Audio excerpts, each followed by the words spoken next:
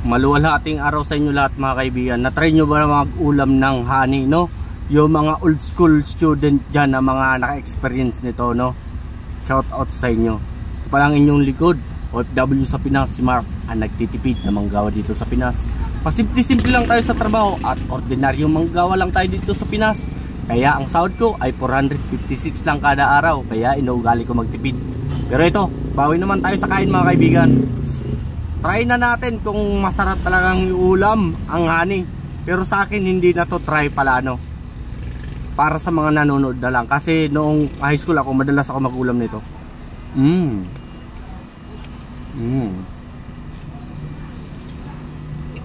Dami oh.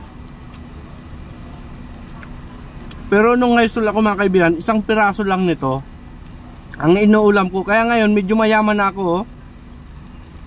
Medyo mayaman na ako kasi ilang piraso ito, no? 1, 2, 3, 4, 5, 6, 7, 8, 9, 10, 11, 12, 13, 14, 15, oh. Diba? Pero dati hinati-hati ko lang to. Ganito, oh. Isang piso lang nung high school, ulam ka na. Pero ngayon mayaman na ako. 15 na piraso kasi isang piso to, eh. Mayaman na ako.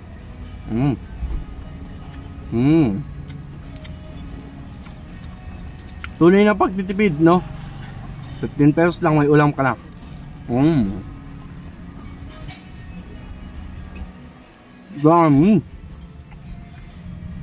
It's honey.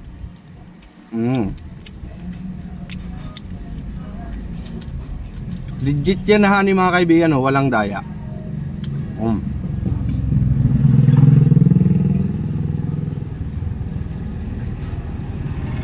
Para ka lang nag-ulam ng sangkaka. Dito sabi ko yung tinatawag na sangkaka, yung matamis na, no? Parang tangguli na minul. Parang ganito din. Kasi yung honey matamis yan ulam mga kaibigan, ha?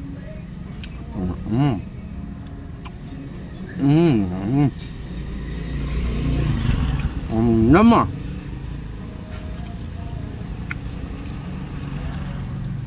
Shout out lang sa lahat ng mga manggagawa sa Pinas, sa mga nagtitipid dyan, no? Sa mga di nagtitipid, shout out din sa inyo. Mabuti pa kayo mayaman at hindi kayo nagtitipid.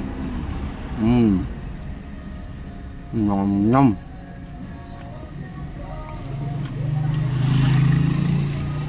Solve naman tayo sa ating tanghalian.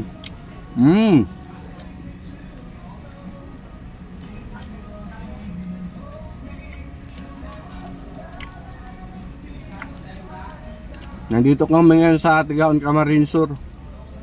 Shout out na din sa lahat ng mga vlogger dito sa Tigaon. At sa kay Karapta TV sa may part ng Sangay. Kasi ang katabing lugar ng Tigaon, Camarines Sur ay Sangay, Camarines Sur. Solve tayo sa 15 pesos na ulam mga kaibigan.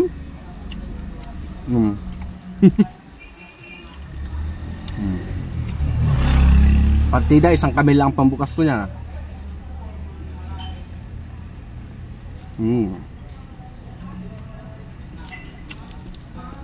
Public eating to mga kaibigan. Merong mga dumadaan-daan dito, nakikita tayo. Sabihin sa atin yung baliw tayo. Hindi tayo baliw, magtitipid kami. Ako lang pala.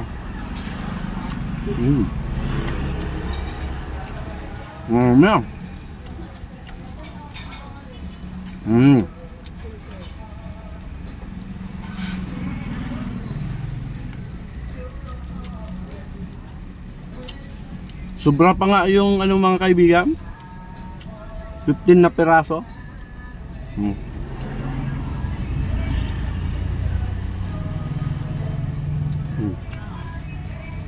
May tira pa tayong 3 piraso, 12 piraso lang naubos natin, no?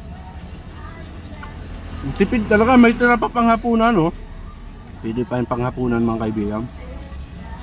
At sa muli mga kaibigan, ito ang inyong lingkod, OFW sa Pinas, si Mark. At lagi nagpapaalala, lagi lang tayo magtitipid dito sa Pinas para hindi tayo nababaon sa utang. At ang inyong lingkod ay isang uragon, basta uragon, malupiton. That's all, mabuhay.